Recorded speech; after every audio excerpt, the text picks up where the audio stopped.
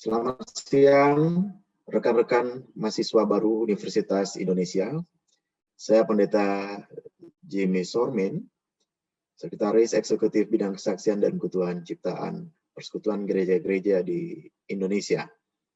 Saat ini saya diminta untuk membawakan materi ataupun juga sebagai bagian refleksi tentang Pancasila serta panggilan iman Kristen di tengah bangsa kita. Saya mau memulai dulu dengan kenyataan atau realitas bangsa kita yang secara real kita terdiri dari beragam bahasa, beragam budaya, suku. Demikian juga kenyataannya kita berada di puluhan ribu pulau yang membentang dari Sabang hingga Merauke. Dan kenyataan lain adalah negara kita ini adalah dengan mayoritas populasi umat muslim terbesar di dunia. Dan kenyataan ini yang membuat sejak pergumulan para pendiri bangsa bergumul bagaimana memutuskan untuk dapat hidup bersama sebagai satu fenomena baru. Karena pada 1945, 17 Agustus, lalu ditentukan di 18 Agustus juga menjadi ada sebuah kesepakatan. Indonesia adalah sebuah kenyataan baru atau fenomena baru yang sebelumnya belum ada. Sekalipun ada istilah-istilah atau nama Indonesia seperti disebutkan di dalam Sumpah Pemuda, namun sebagai sebuah satu bangsa atau negara bangsa, ia adalah satu fenomena baru yang mana di dalam keberagaman yang ada, para pendiri bangsa ini juga memutuskan ideologi seperti apa yang membuat segala perbedaan itu, kenyataan yang saya sebutkan tadi itu, dapat hidup berdampingan, hidup damai, bahkan dapat berbuah kebaikan. Tidak hanya untuk bangsa ini, tetapi juga untuk bangsa-bangsa lain. Seperti dikatakan di dalam pembukaan undang-undang itu, Undang-Undang 1945, turut serta berperan aktif dalam mewujudkan perdamaian dunia. Nah, dengan kenyataan beragam dan adanya kesepakatan bersama dari para pemimpin bangsa pada saat itu, para pendiri bangsa, bahwa ideologi atau dasar bersama secara ideal adalah Pancasila yang harus kita terus rawat, kawal, dan hidupi dalam kehidupan bersama. Dan oleh karena itu, Pancasila menjadi bagian yang tak terpisahkan di dalam kehidupan semua anak-anak bangsa yang memiliki keberagaman suku, bahasa, budaya, keterwakilan dari beragam pulau tadi. Dan itu pula yang membuat kita bisa ada hingga di tahun ini, di 2021 ini, bisa bertahan, bisa hidup bersama. Sekalipun berbagai tantangan tentu tidak bisa kita elakkan, tantangan keberagaman atau persoalan-persoalan intoleransi dan hal-hal politis lainnya. Namun tetap Pancasila menjadi inspirasi dan yang mengikat kita dalam kebersamaan untuk hidup berjalan bersama sebagai satu negara bangsa. Saya juga mau menekankan tentang keberagaman identitas yang terjadi di dalam kehidupan bangsa ini. Kita tahu bahwa bahan baku pembentukan identitas ini adalah banyak hal. Saya dilahirkan dari keluarga yang Kristen, tentu saya tidak bisa memilih sejak kecil untuk lahir atau di dalam kandungan untuk bisa lahir dari rahim seorang yang beragama apa, bersuku apa, di pulau apa, di tahun berapa. Dan sejak itu, orang tua ketika saya dilahirkan mulai membentuk atau memberi perlahan identitas pada diri saya. Mulai dari nama, mulai juga memperkenalkan juga dalam pertumbuhan suku apa, berasal dari mana, anggota keluarga apa, dan beragam informasi dari sekolah juga turut membentuk identitas dari diri kita. Ataupun dalam keberagaman, kebersamaan di dalam persekutuan di gereja, di lingkup kehidupan komunitas, itu juga turut membentuk identitas. Nah, sayangnya terkadang identitas ini dianggap sebagai sumber bias. Jadi kalau kelihatan, misalnya saja, saya orang Batak. Ada yang menganggap kalau orang Batak ya orangnya keras. Orangnya mungkin terlalu perhitungan. Tapi itu stereotip, tidak semua orang Batak seperti itu tentunya. Ada juga yang melihat orang yang lain demikian, cara berpikirnya karena konstruksi sosial sejak kecil dibangun orang ini, orang itu dengan informasi yang beragam, sehingga ketika melihat orang beridentitas lain dari kita, terkadang itu menjadi bias. Dan kadang menggeneralisasi juga, bahwa orang Jawa terlalu lembut, kadang-kadang tidak terbuka, misalnya untuk sesuatu hal di depan, namun disimpan dan dibicarakan di belakang. Generalisasi terjadi. Karena semua orang juga bisa saja mengalami seperti itu. Dan identitas tetap penting, karena dengan adanya identitas, kita tahu bahwa kita berasal dari satu bangsa bersama, dari suku mana, kita mengetahui prinsip-prinsip mana yang perlu kita tekankan dalam kehidupan ini, kita kembangkan, dan bahkan bisa kita gunakan untuk sesuatu yang berkontribusi ketika menerima Pancasila sebagai salah satu atau menjadi ideologi kehidupan berbangsa dan bernegara. Saya menggambarkan di sini ada religi. Kalau saudara-saudara lihat di bawah ada warga negara Indonesia, itu entitas kita sebagai masyarakat hukum, sebagai warga negara yang dilindungi haknya dan juga memiliki kewajiban tentunya. Namun di antara warga negara ini punya identitas keagamaan sebagai contoh dalam gambaran ini. Dalam satu sila, misalnya sila pertama ketuhanan yang Maha Esa. Setiap agama memang memiliki pandangan tentang ketuhanannya masing-masing. Dalam Islam sendiri, dalam Kristen misalnya seperti kita adalah Trinitas. Dalam Hindu ada Sang Hyang Widiwasa. Dalam Konghucu ada Tian. Dalam masyarakat adat misalnya yang ada di Batak, ada namanya ya, agama suku Parmalim, diketahui memiliki kepercayaan terhadap mulai jadi Nabolon, terhadap mereka yang ada di daerah-daerah lain, baik di timur, baik di tanah Toraja dan sekitarnya, semua memiliki pemahaman yang sama. Namun dengan adanya ideologi bersama, konsensus bersama sebagai satu bangsa tadi, ketuhanan yang Maha Esa di sila pertama itu akan mewarnai kehidupan kita sebagai warga negara. Kita tidak bisa memaksakan agar kepercayaan kita itu yang harus dipegang oleh warga negara lain. Oleh karenanya, ketuhanan yang Maha Esa sebagai payung yang menjembatani segala perbedaan itu. Bahwa pada akhirnya semua agama, identitas yang kita miliki sebagai warga bangsa ini, dengan keberagamannya, ada di dalam satu semangat menyembah yang ilahi dengan ketuhanan yang Maha Esa. Semuanya ketika tampil di depan publik, ketika tampil dalam kebersamaan, paling tidak harus menggambarkan pemahaman kita ada dalam kebersamaan, hidup sebagai sebuah bangsa dalam semangat ketuhanan yang Maha Esa. Lain halnya kalau ketika berkumpul sebagai satu komunitas, tidak dalam keberagaman, kita bolehlah kemudian mengedepankan apa yang kita pahami untuk menjadi pegangan bersama. Kita percaya Bapa, Putra, dan Roh Kudus sebagai satu yang tunggal, satu yang benar, gitu, yang kita percayai sebagai sebuah persekutuan. Namun ketika hidup bersama di satu bangsa ini, kita tidak bisa melakukan penegasan atau mendorong untuk perbedaan-perbedaan lainnya untuk juga mengakui hal yang sama. Kecuali satu, membuat yang lain juga percaya kita hidup dalam ketuhanan yang Maha Esa. Nah, di tengah keberagaman yang ada, terutama seperti identitas, keagamaan, seperti yang dikatakan tadi, ada masalah bias atau minim wawasan. Karena ruang-ruang perjumpaan yang kurang.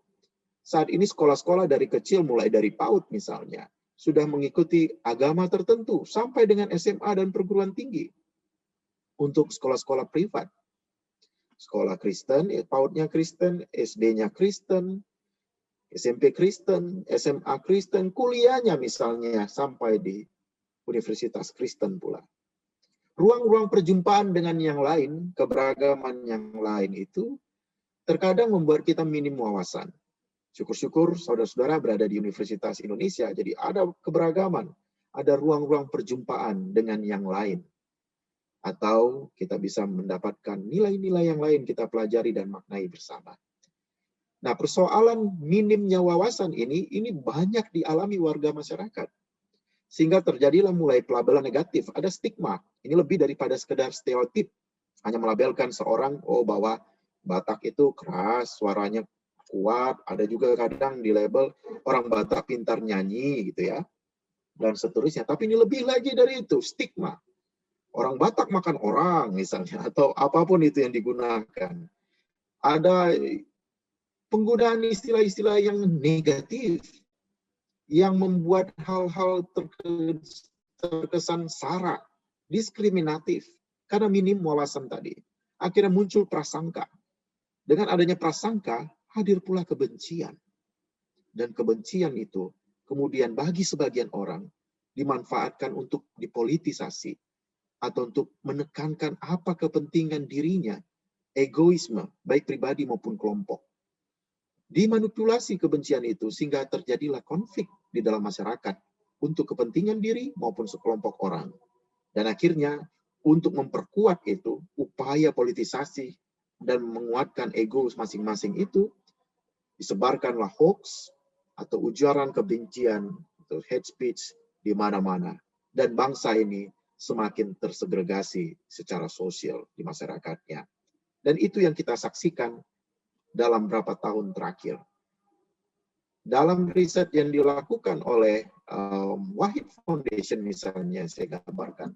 Ini gambaran di tahun 2016 misalnya. Dan tentu ada perkembangan di riset-riset berikutnya.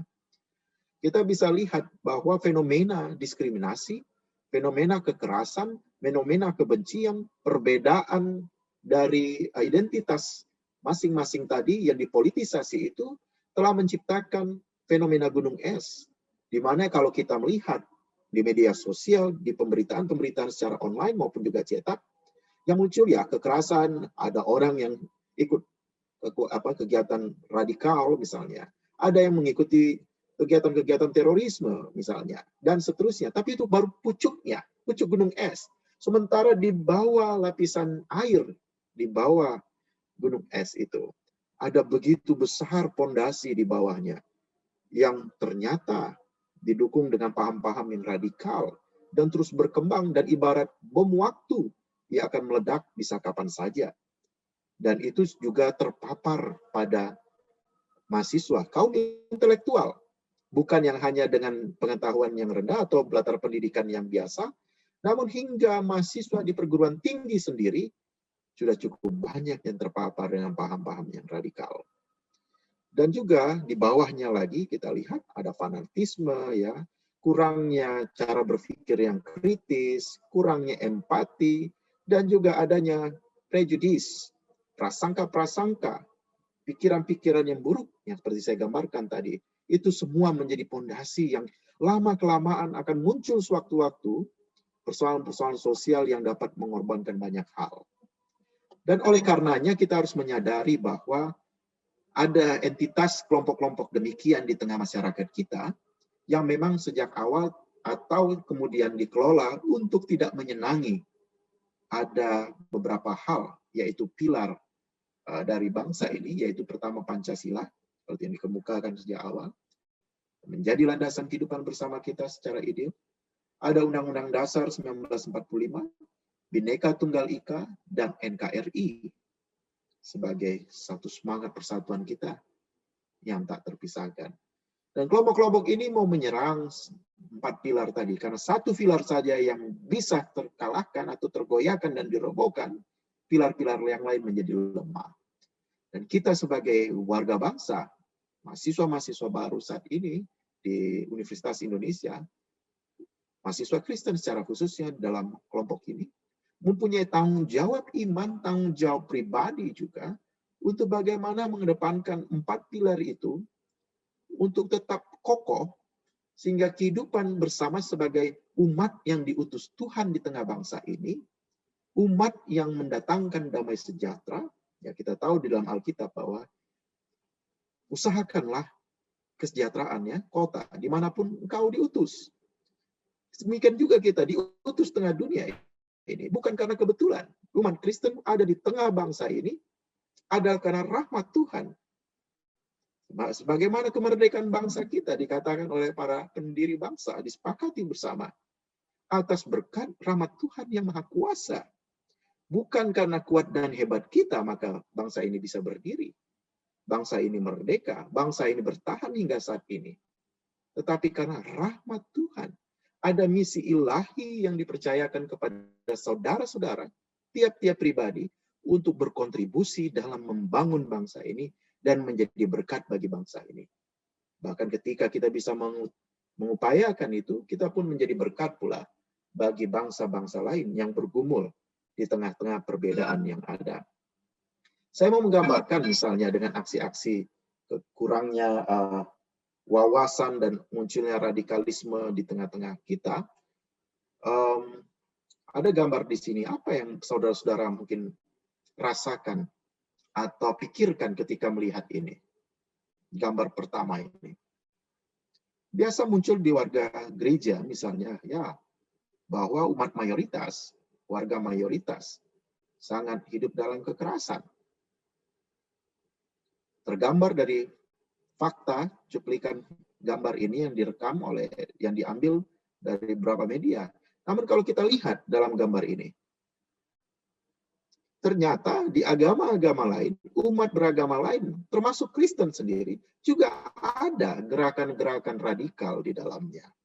Yang tidak mengharapkan atau tidak menginginkan orang lain yang lebih minor, misalnya, kelompok yang lebih kecil, sepadan dengannya. Atau menginginkan lebih dominan dari kelompok-kelompok yang lain. Sehingga harus mengutamakan kelompoknya. Dan ini menjadi kecenderungan di berbagai negara juga, tidak semua negara tentunya, tapi ada banyak negara, ketika mayoritas dengan identitas tertentu bersama-sama berpikir atau terbangun stigma tadi, gunung es tadi, bahwa yang lebih diutamakan adalah yang mayoritas, maka gerakan-gerakan intoleran atau radikal itu juga biasanya bertumbuh dan juga berkembang di dalam masyarakatnya. Dan ini tantangan kita di tengah bangsa sebagai umat Kristen. Umat yang dipanggil Tuhan, ditunjuk Tuhan, dipilih Tuhan untuk ada di tengah bangsa ini agar tidak terjadi yang namanya hal-hal yang mencelakakan sesama, yang merugikan kehidupan bersama, yang tidak menyenangkan hati Tuhan. Dan saya mau maju berikutnya kepada panggilan iman Kristen di tengah bangsa. Pancasila tentu ia tidak bertentangan dengan iman Kristen. Coba ambil kata. Mulai dari sila pertama, ketuhanan yang Maha Esa. Apakah Allah kita, Trinitas, Bapa, Anak, dan Roh Kudus, dia tidak Maha Esa? Maha Esa berarti dia maha dalam kesegalaannya. Dan dia ada di dalam kesatuan. Bahwa ia yang mengawali dan dia yang mengakhiri. Ia yang maha segalanya itu. Sejalan dengan apa yang kita imani. Allah Bapa, Anak, dan Roh Kudus. Yang Alfa dan Omega. Sila kedua. Kemanusiaan yang adil dan beradab. Apakah bukan itu yang menjadi pokok ajaran dari Kristus?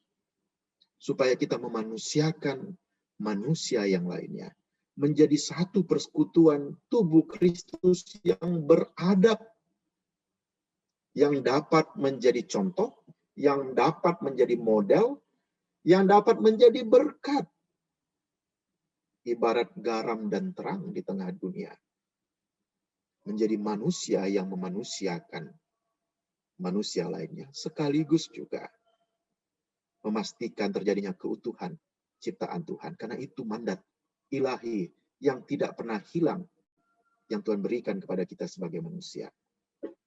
Sila ketiga, persatuan Indonesia. Bukankah juga Tuhan mengatakan pada kita agar kita hidup rukun, hidup tentram, hidup bersatu, ya, karena di mana ada kerukunan, hidup damai satu sama lainnya, Tuhan perintahkan berkat. Ya, seperti dikatakan di Mazmur 133. Ya, Tuhan perintahkan berkat dari utara ke selatan. Ya, bak janggut, ya, bak urapan di kepala Harun turun ke janggut, ke jubah, dan seterusnya. Itu menunjukkan bahwa melingkupi segalanya jika ada persatuan di antara kita, di tengah keberagaman kita. Bukankah sejak awal juga dalam pelayanan Kristus ada begitu banyak keragaman? Ada orang-orang yang berlatar belakang Yahudi, orang-orang berlatar belakang Yunani, orang-orang berlatar belakang agama-agama suku. Dan dia mengajak semua hidup dalam persatuan. Sila keempat, kerakyatan yang dipimpin oleh hikmat dan permusyawaratan perwakilan. Apakah ini tidak menjadi ciri kita hidup sebagai warga gereja yang demokratis? Sebagai orang-orang yang hidup di dalam kebersamaan, kolektif, dan memikirkan juga kebersamaan. Tuhan Yesus ketika memberi makan kepada 5.000 orang, ada murid-murid berkata, suruh saja pulang. Sementara Yesus katakan, tidak, kumpulkanlah dari mereka. Ya, mufakatkan bersama itu. Ya, siapa yang bisa memberi, siapa yang bisa berbagi di saat ini. Walaupun pada akhirnya hanya berapa roti dan berapa ikan, tapi ketika mengucap syukur, dalam kebersamaan tadi, dalam kemufakatan tadi, akhirnya bisa berlebih berkat-berkat itu. Dan ketika demokrasi, semangat partisipasi, kolaborasi, kesetaraan di antara kita utamakan itu, kita prioritaskan dalam masyarakat kita dan persekutuan kita, maka seperti di persatuan tadi, Tuhan juga limpahkan berkat pada kita. Sila kelima, keadilan sosial bagi seluruh rakyat Indonesia. Bukankah itu juga yang menjadi penekanan Kristus dalam segala pelayanannya? Bahwa pengikut-pengikutnya yang percaya kepadanya haruslah bertindak adil satu sama lainnya. Barang siapa yang berbuat bagi mereka yang tidak memiliki baju, yang tidak makan, berbuat kebaikan bagi mereka yang terpapar, yang mereka berada di dalam garis-garis kerentanan dan sebagainya. Yesus katakan, ia telah melakukannya untuk aku, ya, untuk Bapa. Dan itu bisa berlaku juga di dalam sila ini. Karena di mana kita mengharapkan perdamaian, tanpa keadilan itu hanya mimpi belaka. Sebuah kedamaian yang hakiki, kedamaian sejati, harus diiringi keadilan di dalamnya. Bagaimana kita mengharapkan bangsa ini damai kalau yang miskin belum tersentuh, banyak yang terbengkalai, banyak yang kita belakangi. Oleh karenanya panggilan kita sebagai mahasiswa, diberikan kemewahan, diberikan berkat untuk bisa menjadi mahasiswa di Universitas Indonesia, adalah untuk terdorong menciptakan keadilan. Baik selama berada di bangku kuliah maupun setelah melewati itu dengan segala hikmat berkat yang diterima, kita menjadi alat berkat untuk menghadirkan keadilan itu. Sehingga itu menjadi tanda-tanda kerajaan Allah bekerja di tengah bangsa ini. Saudara-saudara, sayangnya Pancasila memang akhir-akhir ini teredusir hanya di persoalan sila pertama, sibuk dengan identitas agama, intoleransi, radikalisme, dan sebagainya. Tugas kita adalah menghidupi sila-sila yang lain. Ia tidak hanya menjadi percakapan kaum elitis, hanya diskursus akademik di dalam kampus-kampus, tetapi Pancasila itu harus menjadi sesuatu yang keseharian, wujud kejujuran dari setiap kita. Tidak ada hipokrisi sebagai orang yang berbeda satu sama lainnya. Tapi dengan tanggung jawab penuh kita mau berbagi, menjaga, mengawal keadilan, dan perdamaian, sekaligus keutuhan ciptaan di rumah bersama bernama Indonesia ini. Kita bisa berkontribusi dengan apa saja. Tidak semua kita memang pakar di ini, pakar di itu, pakar dan sebagainya. Ada spesialisasi mungkin. Ada juga yang bisa secara umum tahu ini dan itu, namun biasanya juga secara general. Tapi apapun yang ada pada kita, talenta yang diberikan kepada kita, kita harus wujudkan itu dalam keseharian kita, di mana semangat Pancasila yang juga adalah bagian dari semangat keimanan Kristen itu menjadi sesuatu yang nyata, bukan di bibir saja. Dan oleh karenanya, sebagai mahasiswa yang sekarang sangat kaum milenial atau kaum apa sekarang ya, julukannya ya, generasi Z kah? Atau apa? Teman-teman, rekan-rekan sekalian, bisa memanfaatkan apapun di tengah-tengah kita untuk bisa berkontribusi terhadap perdamaian, keadilan di tengah bangsa ini. Gawai yang kita miliki, HP, dan juga ada berbagai platform-platform media sosial yang kita miliki itu, manfaatkan untuk hal-hal yang konstruktif, positif, membangun. Karena di Alkitab juga dikatakan, berlomba-lombalah untuk melakukan hal yang membangun. Manfaatkan media sosial yang kita miliki tidak hanya untuk sesuatu yang mengundang keriuhan, sesuatu yang membuat orang menjadi membenci satu sama lainnya. Jauhkan dari hal-hal yang bersifat kebohongan atau hoax. Kita cerdaslah bermedia sosial.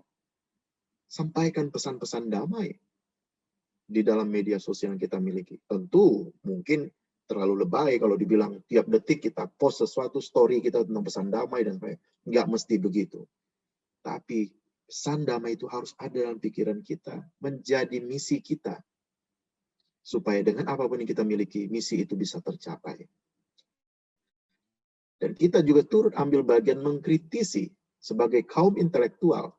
Tidak mudah hanya terjerembab pada demonstrasi, tidak mudah terjerembab pada hal-hal yang istilahnya quote and quote, nyinyir-nyinyir di media sosial. Tapi kita harus menyampaikan hal pikiran-pikiran sebagai kaum intelektual yang kritis. Saya ingat sewaktu mahasiswa, saya juga aktif di BEM dan ketua BEM pada waktu itu, presiden mahasiswa di Universitas Kristen Satya Wacana, Salatiga. Dalam gerakan bersama dengan BEM-BEM di Nusantara ini maupun di Jawa Tengah, teman-teman Mas terpikir bahwa wah, pokoknya demo nih. Saya mengatakan, demo itu alternatif terakhir. Cara berpikir kita sebagai kaum intelektual, apa gagasan yang kita mau bawa? Media-media lain kita bisa gunakan, tapi gagasan apa ketika kita tidak menyetujui ini? Alternatif apa sebagai jalan keluar ketika kita mengajukan ketidaksetujuan atau kekritisan kita? Dan ketika itu mandek, stuck, atau untuk menguatkan pesan-pesan itu, barulah kita menunjukkan dalam satu demonstrasi bersama. Tapi ingat, di latar belakangi dengan misi tadi ilahi itu, untuk kedamaian, untuk keadilan, dan kesejahteraan bersama sebagai satu masyarakat, satu bangsa. Dan di tengah adanya perseteruan, ya, konflik terjadi baik di media secara virtual atau digital, konflik secara fisik di lapangan, haruslah kita menjadi duta-duta damai. Secara kolaboratif bersama-sama, teman-teman lainnya dari beragam agama, beragam suku, beragam kelas, kita bersama-sama maju untuk mendamaikan perseteruan, untuk menjadi juru damai di tengah-tengah bangsa kita. Saya mau menggambarkan sebagai mahasiswa ataupun pemuda di tengah-tengah bangsa saat ini sebagai umat Kristen. Ada beberapa contoh gerakan pembawa perubahan dan perdamaian yang dapat menjadi kesaksian di tengah kebinekaan ini. Beberapa di antaranya saya sendiri adalah inisiatornya, juga menjadi co-foundernya. Seperti pertamanya ada Youth Interfaith Forum on Sexuality, YIFOS. Bersama dengan pemuda-pemuda memahami keragaman agama, keragaman seksual, dan tidak kemudian turut serta membangun atau merawat hal-hal yang berbau stigma terhadap mereka yang berbeda gender, berbeda pemahaman. dan untuk mengupayakan kesetaraan gender. Ini diupayakan bersama dan bergerak bersama menjadi gerakan nasional juga. Dan itu bisa diupayakan bagi kita. Tidak hanya kita mengandalkan soft skill kita dari SKS yang kita dapatkan atau mata-mata pelajaran yang ada. Tapi juga kita harus membuat dunia kita, lingkungan kita, masyarakat itu menjadi kampus kedua kita. Untuk mengaktualisasikan diri, tapi juga untuk menjadi alat misi Tuhan untuk menyatakan kedamaian dan keadilan tadi, serta kesejahteraan bersama. Saya juga melihat ada kelompok lain, misalnya Sabang sampai Merauke, ya, sudah lama mereka melakukan ini, organisasi ini, untuk memberikan ruang-ruang perjumpaan dalam perbedaan. Teman-teman bisa mengupayakan ini sebagai satu bagian dari social entrepreneurship yang teman-teman miliki, dengan berbagai jaringan, kesempatan, ataupun mungkin modal yang dimiliki. Jika ada niatan yang baik sebagai anak-anak Tuhan, maka Tuhan bukakan jalan di dalam aktivitas-aktivitas organisasinya atau gerakan sosialnya untuk menjadi berkat bagi bangsa ini. Karena apalah artinya kalau kita berada di dunia ini tanpa berkontribusi terhadap dunia di mana yang kita diutus di tengah-tengahnya sebagai garam dan terang. Lalu juga ada kelompok yang namanya Peace Gen, ya, komunitas ini. Kelompok-kelompok tadi saya kenal, ya, komunitas-komunitas ini, organisasi ini, ya, ajakan untuk membangun damai dan sebagainya, itu menjadi penekanan dari komunitas ini. Nah, kenapa tidak sebagai mahasiswa Kristen, mahasiswa Universitas Indonesia, anak-anak Tuhan di tengah bangsa ini, kita juga menyemai bibit-bibit perdamaian ini, mengorganisasi, ya, dengan segala keragaman kita, kemampuan kita.